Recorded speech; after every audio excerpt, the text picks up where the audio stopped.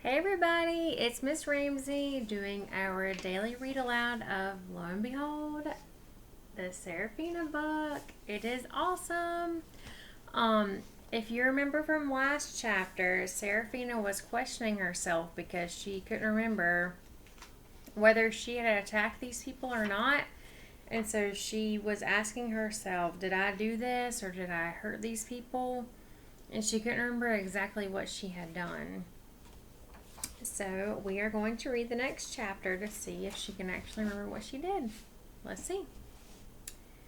Gasping for breath, she got to her feet and backed away from the colonel's dead body. Her ankle hit a lump on the ground behind her. Another body, another victim. She turned to see a girl with long, dark hair crumpled among the roots of an old tree. Jess, she cried, filling with anguish as she dropped to her knees beside her friend. Serafina grabbed Jess's shoulder and turned her over. She was expecting Jess to be cold and stiff like the others, but she wasn't. She was warm and breathing. Her eyes were closed, but she was much alive. Jess, Serafina said excitedly, her heart leaping with hope. Serafina looked for a wound, thinking that Jess must have been struck down the same way her father and the other men had been. But she couldn't find any such injuries. Jess's torso, arms, and legs appeared unhurt, but then Serafina found blood in Jess's hair. Serafina remembered seeing Jess shooting her rifle at something in the fog, and then what had caused her horse to rear up in panic. It was me, Serafina thought. I sprang to help her, but all Jess's horse saw was a panther charging at it out of the fog. She tried to piece everything together in her mind, what she saw, what she heard, what it had happened so fast. All she knew now was that she had to get Jess back to Biltmore, to a doctor. But then a small stick broke on the forest floor in the distance behind her. For days she had been second-guessing herself, for months, but this time she was sure. There was something out there moving through the underbrush.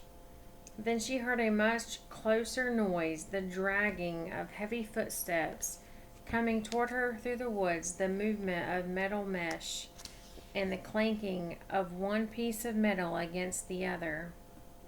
The muscles in her legs tightened, telling her to run, to flee for her life. Her heart felt like she was somersaulting in her chest. Her breaths were getting shorter, more frantic.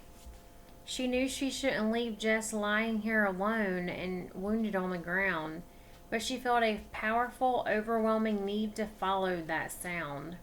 One way or another, she had to know. She had lost her mind and killed those men, or was there something out there? She shifted into panther form and charged into the darkness, straight toward the sound. Dun dun dun. Let's see what happens next.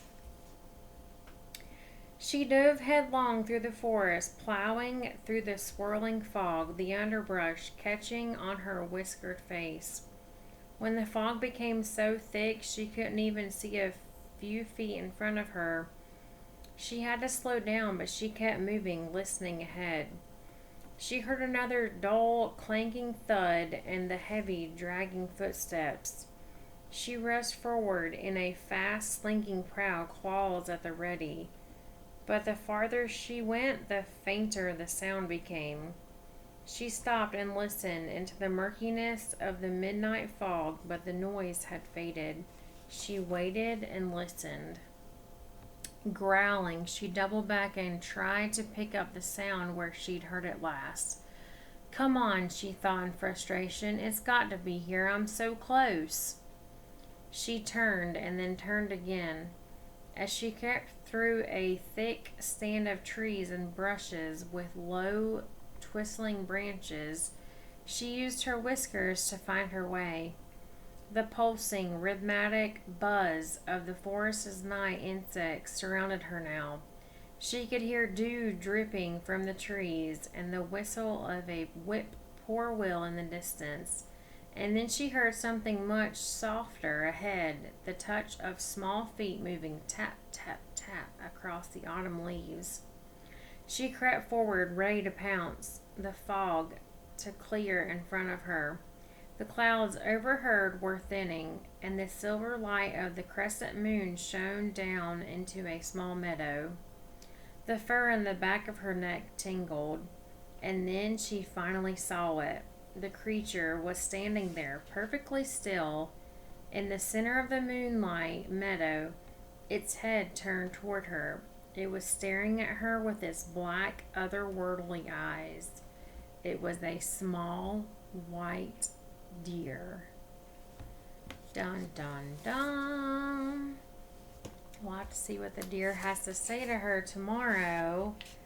But for now, I'm going to say bye to you, and I have somebody that you know that's going to say bye to you too. Bye, everybody. I miss seeing you guys. Stay safe out there. Bye. Love you. Miss you.